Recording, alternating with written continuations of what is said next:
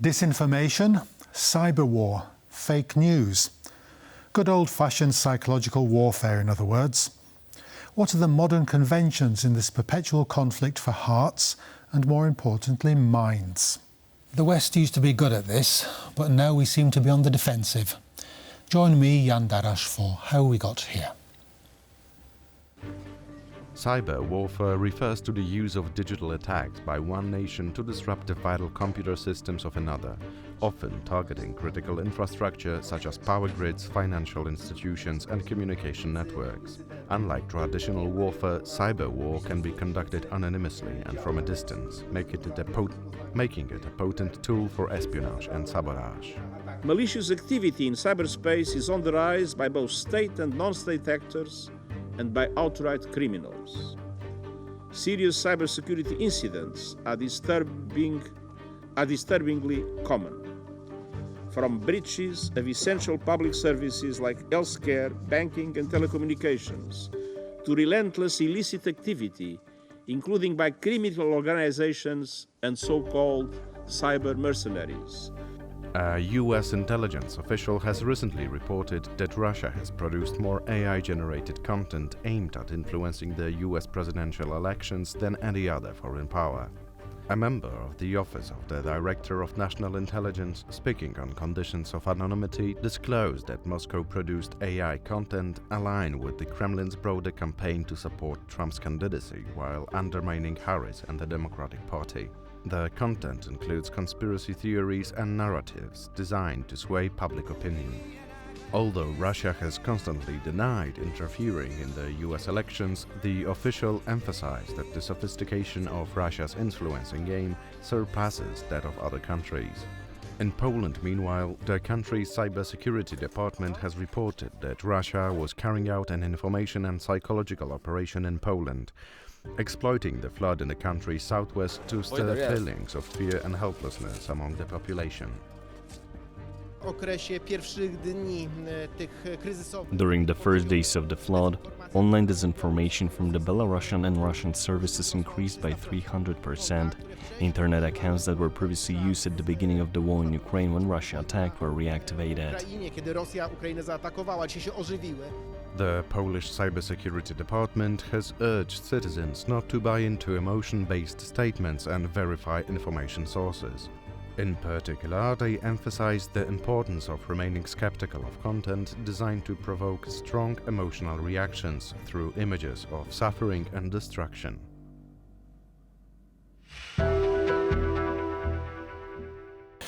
My guest today is Dr. Igor Protasowicki.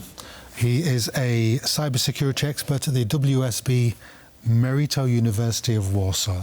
I got your title right. Thank you very much. Yes, thank you. So welcome to the programme. My pleasure. Dr. Protasowicki, it's a war, and the weaponization of information and the way we use it is just as important as any AK-47 rifle or tank or missile. How do you gauge the cyber battlefield between the West and the rest, shall we say, today? It's just as typical part of our existence as everything else.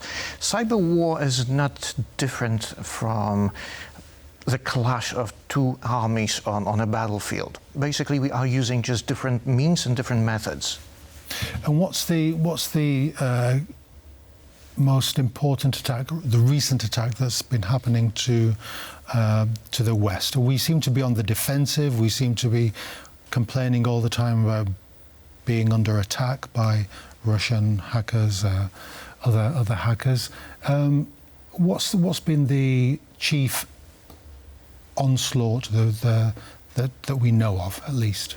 We see a drastic increase of amount of different sorts of attacks all over Europe, and we are talking about spoofing attacks, spyware attacks. We are talking about DDoS, like distributed denial of service attacks, sort of, and the increase of flow of information within the network is really significant. We are undergoing constant fake news attacks that are spreading all over the internet in Poland and all over the Western European Union member countries and United States.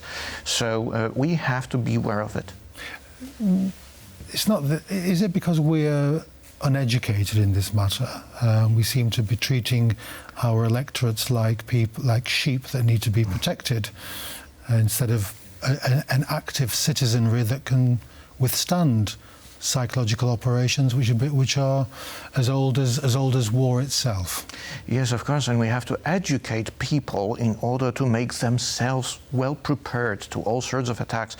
Because you see, within this increase of different types of attacks, we see among them, we see like increase in the amount of attacks of spoofing and phishing against particular citizens.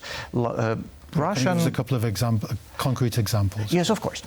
Russian government is encouraging Russian hackers to increase their operations against Western civilizations, against European Union member countries, including Poland, and particular citizens are picking up phones which are spoofed phones from hackers, from criminals that say that they are representing their bank, and in order to protect their money or any other means, you have to operate quickly and you have to make some money transfer to secured account and so on and so on. And people are using their real money.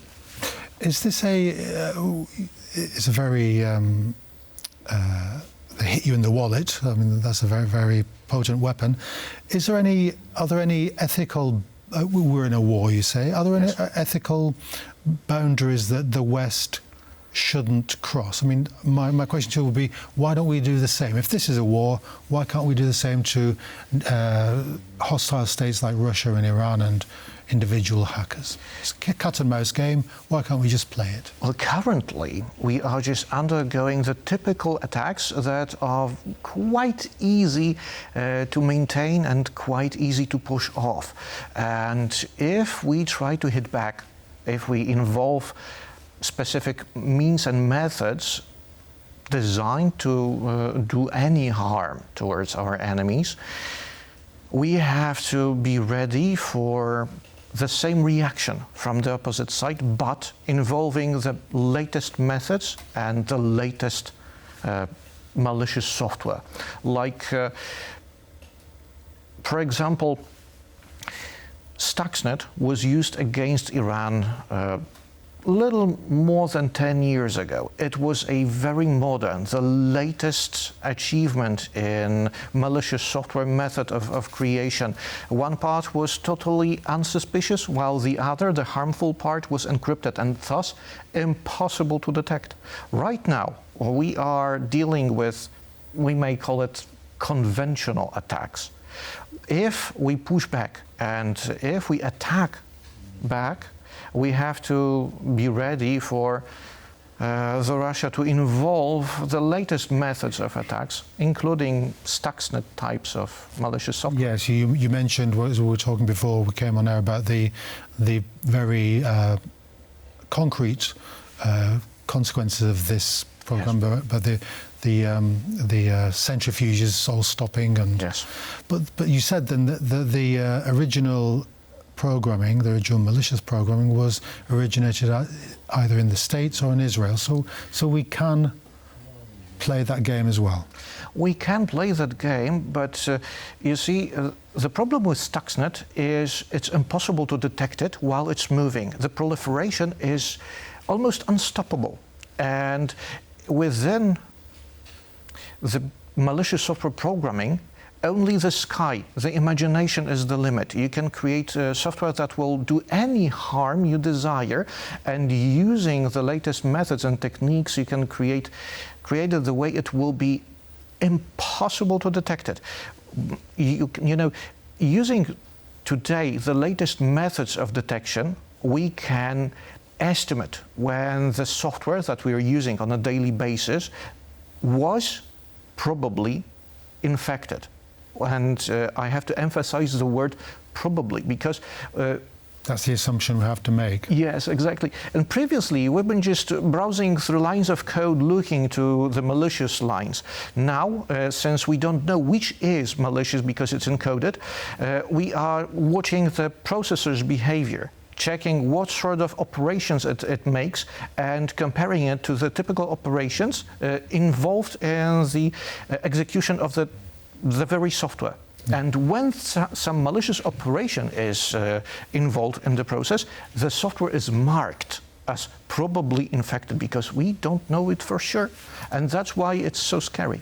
Yes, the report, if I'm quoting this correctly, of the construction of the British nuclear submarines getting software originated in Belarus. Yes. So we understand the danger there in having a hostile software, but there's also the psychological element that this is constructed, designed to play upon our fears and prejudices in a way.